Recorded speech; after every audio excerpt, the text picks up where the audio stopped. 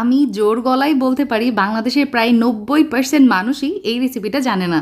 ভাত কিংবা রুটির সাথে এটা আমার মোস্ট ফেভারিট একটা আইটেম। তো এখানে একটা মিষ্টি কুমড়ার ফালি নিয়ে নিয়েছি, পরিষ্কার পানি দিয়ে ধুয়ে কিচেন টিস্যু দিয়ে মুছে নিয়েছি।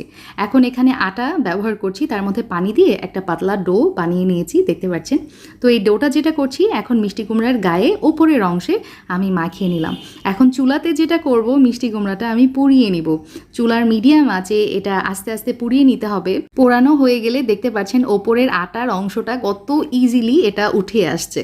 তো সলিড অংশটা আমি আলাদা করে নিয়েছি মিষ্টি কুমড়ার। আর এখানে সরিষার তেলের মধ্যে পেঁয়াজ, রসুন, শুকনো লাল মরিচ আর তার সাথে আমি আগে থেকে মেখে রাখা চিংড়ি মাছ ভেজে নিয়েছি। তো এই প্রিপারেশনটা দিয়ে আমি মেইন কাজটা করব। আসলে এগুলো দিয়ে আমি এই যে দেখতে পাচ্ছেন মিষ্টি কুমড়ার ভর্তাটা করে নিচ্ছি। সাথে ধনিয়া পাতা এবং লেবু ব্যবহার করেছিলাম। লাস্টে ওপর দিয়ে একটু সরিষার তেল দিয়ে দিয়েছি, ফাটাফাটি হয় খেতে।